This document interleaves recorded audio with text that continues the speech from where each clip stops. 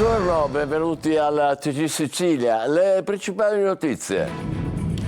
Droga e estorsioni anche sulle gite turistiche a mare, 30 in carcere, 9 ai domiciliari, in un'operazione congiunta delle procure di Messina e Catania contro 2 gruppi mafiosi. Al TG Sicilia il presidente dell'antimafia Cracolici. Un ventenne ai domiciliari a Catania per violenza sessuale nei confronti della nipote minorenne. Gli abusi cominciati quando la vittima aveva 11 anni e lo zio non era ancora maggiorenne. Sanità nella bufera, un indagato per la morte dopo un intervento a Catania 2 anni fa di una farmacista ragusana. A Partinico la famiglia del paziente morto, dopo aver atteso 5 mesi il referto istologico, aveva informato del ritardo l'assessorato alla salute. A Gela, per la morte del piccolo Loris travolto da un'auto a fine gennaio, 2 persone indagate per omicidio stradale. Contemporaneamente un'inchiesta verificherà se vi siano state negligenze quando si è deciso di dimetterlo dall'ospedale. Sit-in dei lavoratori Pfizer davanti allo stabilimento di Catania. Temono che il colosso farmaceutico americano possa lasciare la città. Intanto vanno in cassa integrazione 2.500 dipendenti della ST. A Palermo sciopera a oltranza dei rider, sempre di corsa, senza diritti, spesso aggrediti. In studio tra poco Matranga e Mina Fo, protagonisti da oggi, in prima serata del nuovo show comico della nostra rete, Sicilia Cabaret. Calcio, il Catania guarda la prossima di campionato, il derby con il Messina. Toscano recupera qualche elemento e pensa a Stoppa e Jimenez per supportare l'unica punta. Turno infrasettimanale in Serie C, il Messina sempre in allarme per quanto riguarda le questioni societarie, pareggia a Cava, perde invece il Trapani ad Avellino.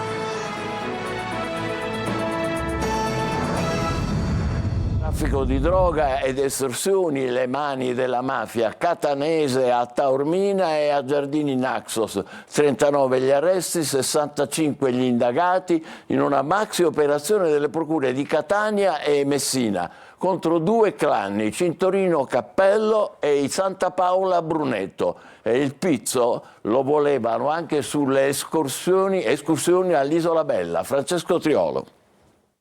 I clan catanesi avevano messo le mani sull'intera area ionica del Messinese per anni, dalla droga alle estorsioni, ma anche rapine e attività apparentemente legali che servivano a lavare i proventi illeciti. In 39 sono finiti in manette nell'ambito di una maxi operazione di Carabinieri e Guardia di Finanza coordinata dalle 2 procure di Messina e Catania.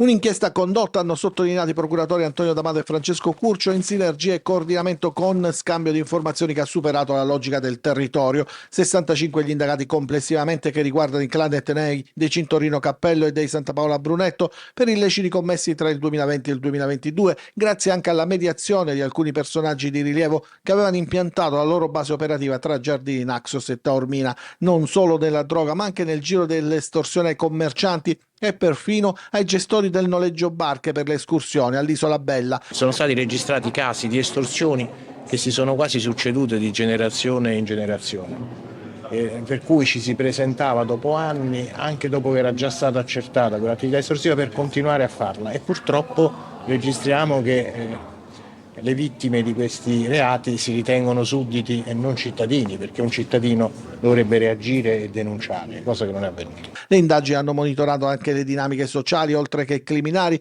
Ad esempio, i clan sono intervenuti anche nella vita privata, col capo sodalizio che ha dettato le regole tra 2 persone legate sentimentalmente. Mentre c'è la mafia degli affari, della droga più moderna, poi c'è la mafia tradizionale che esercita un potere nella vita personale delle persone, cioè dei soggetti, dei cittadini anche non dediti ad attività delittuose. Insomma, si litiga con la fidanzata, interviene il capo mafia. E alla prefettura di Catania oggi si è riunita la commissione regionale antimafia. Il presidente Cracolici sottolinea la novità dell'inchiesta che abbiamo sentito nelle ultime ore tra Messina e Catania. Cosa Nostra, dice Cracolici, si infiltra ormai in tutti i settori dell'economia, anche nel turismo. Lo ha intervistato Adelaide Barbagallo. In prefettura a Catania la riunione della commissione antimafia presieduta da Antonello Cracolici, una riunione per fare una mappa sulla criminalità organizzata in Sicilia, una mafia sempre più tentacolare che fa affari anche con la politica, i politici che cercano i mafiosi, ma anche una mafia che fa affari con la cocaina soprattutto. Catania è la città dove sono stati effettuati i sequestri più imponenti di droga, una mafia che si infiltra anche nel tessuto commerciale ed economico delle città e non ultimo nel settore del turismo, come è stato evidenziato nell'ultima operazione effettuata tra Messina e Catania. Ci sono una serie di evidenze che dimostrano che pseudopolitici esercitano in nome del consenso l'idea di poter in qualche modo entrare in contatto con queste persone. Io ripeto, nelle nostre comunità tutti ci conosciamo. Avere a che fare con personaggi che si sa essere espressione della criminalità per ottenere qualche voto significa mettersi a loro disposizione, significa voto di scambio politico mafioso. Una mafia che si infiltra in tutti i settori dell'economia, adesso l'ultima operazione ci conferma anche nel settore turistico. Beh, questo già evidenti, diciamo, una serie di evidenze investigative. La mafia cerca di riciclare utilizzando i soldi che sta facendo in maniera immensa dal traffico della droga, di riciclarli in settori dell'economia pulita. Il turismo, che è un settore in crescita, è uno dei settori per i quali i mafiosi tendono in qualche modo a reinvestire, a darsi una verginità, ma con una logica e con una mentalità che è tipicamente mafiosa. Abusi sessuali sulla nipotina minorenne. Un ventenne è stato arrestato a Catania, le indagini avviate dopo una lite in famiglia avvenuta in un'abitazione di Picanello. Tonino De Mana. Un giovane di 20 anni è stato arrestato a Catania per violenza sessuale continuata ed aggravata nei confronti della nipote minorenne. Gli abusi sarebbero cominciati quando la vittima aveva 11 anni e l'indagato non era ancora maggiorenne. Le indagini sono state avviate dopo una segnalazione giunta al 112 per una lite in famiglia avvenuta in un'abitazione di Picanello in cui era coinvolto il ventenne dopo che suo padre era venuto a conoscenza delle violenze nei confronti della nipote. È stata la stessa ragazzina a raccontare gli abusi dello zio che le avrebbe promesso anche dei soldi. La minorenne ha ricostruito diversi episodi, aggiungendo che lo zio avrebbe abusato di lei anche durante un viaggio in Puglia nel 2021. L'arrestato, già in passato, era stato destinatario di un provvedimento di ammonimento del questore per atti di violenza domestica nei confronti dei genitori. Gli agenti hanno eseguito un'ordinanza di custodia cautelare emessa dal GIP che ha disposto i domiciliari con braccialetto elettronico. Sanità nella bufera, un caso di morte in sala operatoria a Catania di una farmacista finisce con un indagato e intanto è ancora scandalo per gli esami istologici in ritardo. Parla la donna che ha fatto scoppiare la vicenda e si scoprono altre vittime. Maglio Viola. Doveva essere un intervento di routine, ma da quella operazione semplice Domenica Sammatrice, giovane farmacista ragusana, non si è mai più svegliata. Per la morte della giovane donna operata all'Istituto Humanitas di Catania il 25 ottobre del 2023 e dichiarata morta il 9 novembre seguente, la Procura di Catania ha concluso le indagini e stabilito che, in base all'ipotesi accusatoria, la morte sarebbe dovuta a una complicazione in sala operatoria, ma in quel momento non c'era l'anestesista rianimatore. Una cosa che per la famiglia era sembrata chiara da subito, visto che prima ancora del decesso l'intero incartamento era stato affidato all'avvocato Fiumefreddo, autore dell'esposto che ha portato all'inchiesta. È solo l'ultimo caso che finisce sui giornali, ma la sanità siciliana è molto malata, soprattutto quella pubblica. A Partinico, nel Palermitano, il caso di un 68enne malato di tumore rimasto in attesa 5 mesi per un referto, arrivato solo dopo il decesso.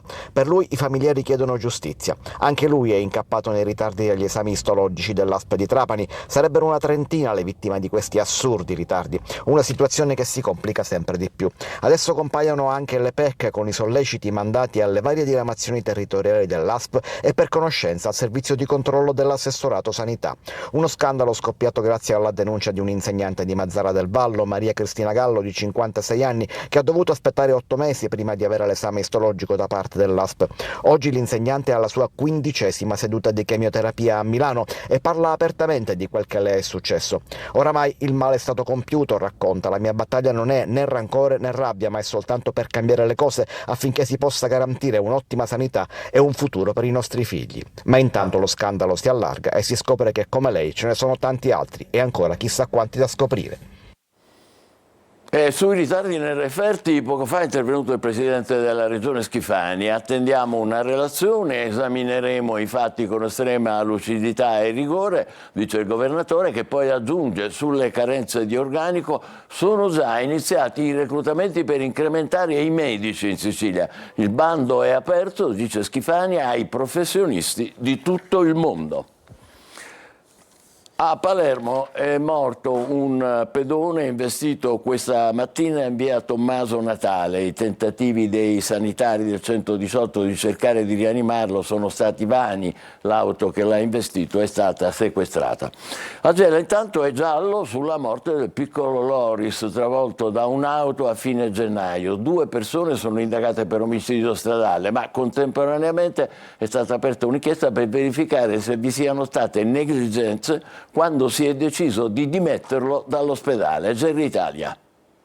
Cosa è successo a Loris Rodoti nelle settimane tra l'incidente e la sua morte? È questa la domanda a cui stanno cercando di rispondere gli inquirenti. Il bambino era stato investito a fine gennaio a Sette Farine, alla periferia di Gela, da una Lancia Y, riportando ferite che in un primo momento, seppur molto gravi, sembravano compatibili comunque con la ripresa.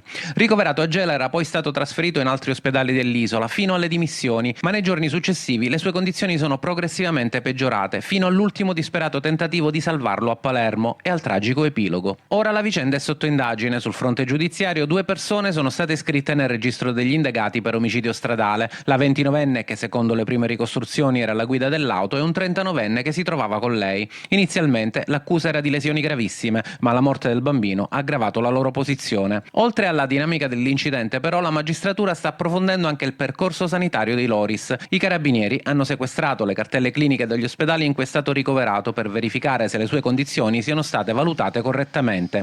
Tanti i dubbi ad oggi, troppe le domande senza risposta. L'autopsia dovrebbe aiutare a stabilire se ci siano state negligenze. Nel frattempo la magistratura indaga su più fronti. 2 procure, un solo obiettivo: capire se la morte di Loris poteva essere evitata.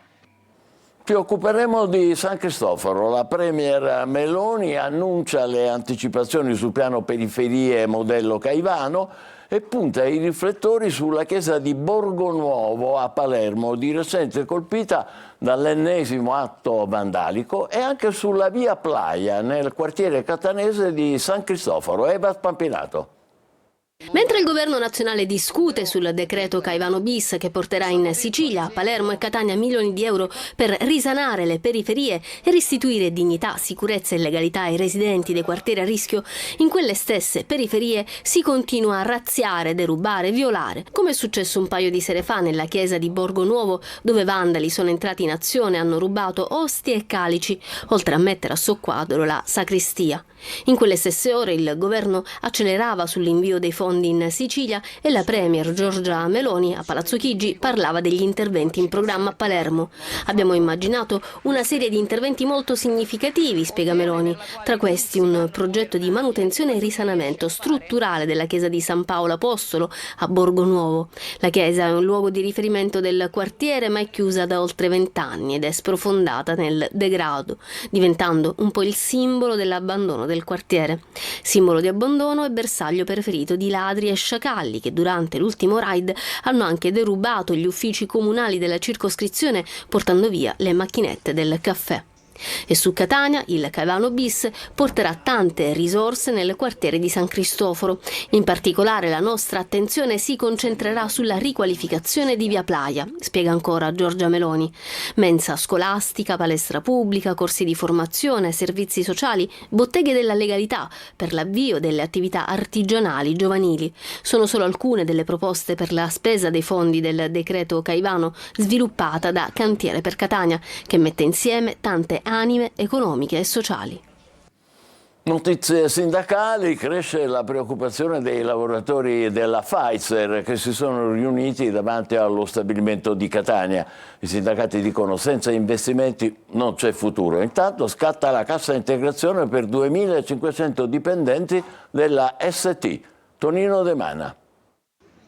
È un colosso farmaceutico Pfizer, ma gli investimenti su vaccini, tumori, obesità e malattie rare sono lontani dal sito produttivo di Catania, relegato alla produzione di 2 antibiotici iniettabili sterili, di cui uno con brevetto scaduto e l'altro in scadenza. Nuvole grigie si addensano sullo stabilimento di via Gorgone alla zona industriale, dove si sono dati appuntamento lavoratori e sindacati. Qui non ce ne sono in questo momento, gli investimenti sono a zero completamente. Noi già abbiamo fatto una cura dimagrante, chiamiamola così, ma di fatto sono andati via i nostri colleghi, ma non è arrivato mai un prodotto nuovo. Siamo fortemente preoccupati, quindi è chiaro che questo è il primo sit-in che faremo e di conseguenza, se non abbiamo risposte, andremo avanti anche al Ministero, perché vogliamo che anche il governo italiano faccia la sua parte. Da anni si sta assistendo ad un radicale cambiamento industriale, ma la rimodulazione degli asset continua a non tener conto dello stabilimento catanese. Il sito di Catania pare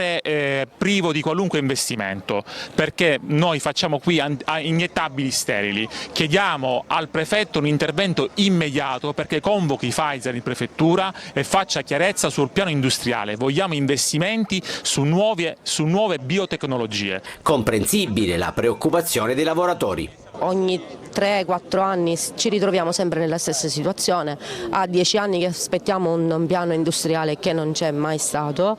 Ovviamente ognuno di noi ha famiglia, ha mutuo, siamo monoreddito e quindi giustamente la preoccupazione ce l'abbiamo e forse questa volta più forte delle altre volte. E non arrivano buone notizie dalla ST Microelectronics, che vede una contrazione temporanea degli ordini e la conseguente cassa integrazione per 2.500 dipendenti. Contemporaneamente a Palermo è scattato lo sciopero a oltranza dei rider. Hanno fatto una protesta in piazza Politeama, incrociano le braccia per le tariffe che diminuiscono e la questione della sicurezza in città. Ascoltiamoli con Marco Gullà. Da martedì scorso sono in sciopero. I rider di Palermo hanno incrociato le braccia e questa mattina hanno inscenato un sit-in nei pressi di piazza Politeama. L'azione di protesta ad oltranza dei rider arriva per chiedere migliori condizioni di lavoro. Le tariffe diminuiscono e quindi anche i guadagni. Non si può più vivere con una consegna di 2,70 € lordi, che per chi ha una partita IVA significa 1,20 € netti. Che cosa chiedono i rider? Una retribuzione più equa. Si deve cominciare a parlare di almeno 10 € l'ora, ma non di una retribuzione lorda, ma di una retribuzione netta, anche perché si sta verificando un fenomeno veramente molto preoccupante: le assunzioni indiscriminate che fanno le piattaforme. Assumono in maniera discriminata, tanto avranno sempre, tra virgolette, l'oggettino che lavorerà a posto del rider che non vuole lavorare. E poi c'è il problema della sicurezza sulle strade, che diminuisce costantemente. In città si sta verificando una vera emergenza. Gruppi di ragazzi e ragazzini aggrediscono i rider per rubargli l'incasso e l'ordinazione. Come sicurezza cosa chiediamo? Di chiudere, di limitare le aree dove abbiamo maggiori furti, maggiori rapine e roba varia. Il lavoro è diventato pericoloso, nel senso che subiamo aggressioni, rapine. Non è più possibile andare avanti in questa maniera. La protesta al momento riguarda solo Palermo, ma è molto probabile, sottolineano i sindacati, che venga estesa anche nelle altre città siciliane. E adesso spettacolo e TV, dando il benvenuto a Tony Matranga e a Emanuele Minafò, che sono protagonisti da stasera di Cabaret, Sicilia Cabaret, che è il nuovo show che la nostra rete ospiterà in prima serata dopo la telenovela Cuore Selvaggio. È un po' l'eredità di Sicilia Cabaret, storico, show comico, però avete cambiato nome, perché Cabaret? No, è un'edizione che si chiama Cabareset perché inviteremo praticamente tutti i nuovi ragazzi, siccome lo staff è fatto di tutti i nuovi ragazzi, è un modo per comunicare alla gente che insomma c'è una nuova comicità, ecco, Reset. Partiamo da... Però ci sono anche degli ospiti della vecchia edizione, quindi non solo nuovi volti, però qualcuno anche conosciuto. E poi con l'autore Lorenzo Pasqua avete lavorato parecchio per prepararla, è vero? Avete proprio rastrellato un po' intorno, no? Questo non è altro che quello che noi prepariamo poi la sera nei laboratori, perché tutte le settimane da sempre c'è una serata dove noi proviamo i pezzi che scriviamo, e quindi adesso con Lorenzo abbiamo preso degli attori addirittura dai teatri della Sicilia e abbiamo scritto i pezzi di cabaret. Quindi è un esperimento completamente nuovo. Tra l'altro sono tutti giovanissimi, quindi diciamo... Complimenti anche per questo e anche per la nuova location, il Teatro a Parte di Palermo, che ha delle caratteristiche tecnologiche assolutamente innovative, è vero? Sì, è un teatro nuovissimo di Palermo che ci accoglie ed ha veramente un sacco di tecnologia all'interno, e grazie a questo riusciamo a fare un ottimo prodotto. Prima di dare l'appuntamento, una domandina su Giochi Cretini. Come prosegue, va avanti? Giochi Cretini, vedremo l'ultima puntata dopo le 3 puntate di Sicilia Cabaret. Faremo 3 puntate di Sicilia Cabareset, poi l'ultima puntata di Giochi Cretini e infine l'ultima puntata di Sicilia Cabareset. Perfetto, allora intanto da non mancare l'appuntamento stasera con Cabareset, mi raccomando, dopo la telenovela Cuore Selvaggio con Matranga e Minafò su Antenna Sicilia. Vi aspettiamo. E adesso è il momento della nostra pausa, il calcio tra poco, il Catania guarda già al derby di domenica con il Messina e poi il pareggio infrasettimanale del Messina di ieri e la sconfitta della Trapani. State con noi, è più tardi.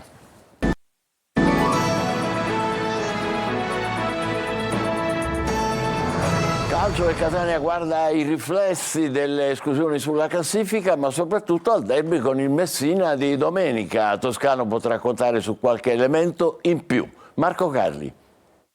Concentrazione massima sul derby. Il Catania, complice lo stravolgimento di campionato e classifiche con le esclusioni di Turris e Taranto, ha saltato il turno infrasettimanale del torneo. Avrebbe dovuto giocare proprio con i corallini, che hanno detto addio al campionato. Con i riflessi visibili sulla graduatoria di tutti, anche su quella del Catania. Gli etnei hanno perso un punto solo, visto che a Torre del Greco avevano pareggiato e non hanno appunto giocato il ritorno. La squadra di Toscano, fino alla fine della stagione regolare, giocherà 6 partite. Ne salterà infatti un'altra, penultima di ritorno, che avrebbe dovuto disputare col Taranto. Il rotondo successo di Latina è servito a guadagnare in fiducia e a rilanciare la propria corsa in zona playoff, con la squadra di Toscano che è settima in classifica e che prosegue anche un'altra corsa, quella verso il recupero degli infortunati. Le immagini diffuse dal club, oltre a riportare la bella notizia del DS Faggiano che si riaffaccia agli allenamenti della squadra, danno il senso di un ritorno in gruppo di Anastasio Dal Monte. Saranno pronti per Messina. Titacchio procede verso il rientro e Sturaro, per cui ci vorrà ancora tempo, così come per Inglese. Toscano, con rientro di Stoppa, dovrebbe affidare a quest'ultimo e a Jimenez il ruolo di trequartista dietro l'unica punta, Montalto o De Paoli. A centrocampo, a sinistra, andrà Lunetta. Dopo 3 sconfitte consecutive, pareggio 3-3 del Messina in trasferta contro la Cavese. Decisivo l'attaccante Luciani, autore di una tripletta. Sergio Colosi. Il 3-3 di Cava dei Tirreni vale poco per la classifica, ma certifica che il Messina non alza bandiera bianca, a dispetto di una società assente e colpevole. Al Simonetta Lamberti, primo tempo quasi perfetto degli uomini di Banchieri, che schiera 2 punte. Con De Sena non c'è Costantino, ma un Luciani tarantolato, che 3 gol in una partita non li aveva mai segnati. Il Messina parte forte, sfiora il vantaggio con Luciani e Petrucci e lo realizza al minuto 29 con un colpo di testa dell'ex Frosinone. Frosinone. Giallorossi spreconi con Garofalo e un salvataggio sulla linea di Peretti su Luciani che sulla respinta non trova la porta. L'1-0 del riposo non rende merito alla prestazione del Messina, che però nella ripresa incassa 3 gol in 8 minuti. Al quarto tocco di mano di Marino per Zanotti e rigore che Chiricò trasforma dopo la prima respinta di Meli. Subentrato ad inizio ripresa, Fella al sesto firma il sorpasso con un destro che sorprende Meli. Sannipoli di testa al minuto 12 buca ancora la difesa peloritana. 8 minuti di follia, ma il Messina cambia pelle e inizia la rimonta, complici gli errori della Cavese. Al 13° Boffelli disastroso su tiro di De Sena e Luciani riapre la gara. 3 minuti dopo ancora Luciani che sulla verticalizzazione di Garofalo supera Boffelli e realizza il definitivo 3-3. Il Trapani perde 2-0 ad Avellino, Granata fuori dai play-off dopo i punti tolti a seguito dell'esclusione della Turris dal campionato. Franco Cammarasana. Più nero che Granata il mercoledì del Trapani. In mattinata l'estromissione della Turris dal campionato e la conseguente perdita di 6 punti dalla classifica, che diventano 10 con i 4 punti tolti per l'esclusione del Taranto. In serata la sconfitta di Avellino, un 2-0 che premia la squadra più forte e più esperta contro un Trapani che gioca un primo tempo discreto grazie all'inserimento di gente più tecnica a centrocampo. Ad ogni errore dei Granata però l'Avellino è subito pronto a rendersi pericoloso. La prima volta all'8° tiro ravvicinato di Fagundo Lescano e Wikai si salva aiutandosi con uno stinco. Al 16° su una punizione per fallo di Sabatino su Patierno, Avellino ancora vicino al gol con lo stesso Patierno che colpisce il palo. Il Trapani, discreta gestione della palla fin sulla 3/4, ma evanescente in attacco, si fa vivo solo al 22° su un calcio piazzato, ma da buona posizione, ma l'uomo di testa spedisce al lato. Al 42° si sblocca il risultato, cross dalla sinistra e palla in area a Panico, il cui destro viene deviato nella propria porta da Sabatino. In pratica la partita finisce qui. Nella ripresa, infatti, l'Avellino si limita a tenere a bada il Trapani, soprattutto dopo che al 59° arriva il raddoppio di Lescano.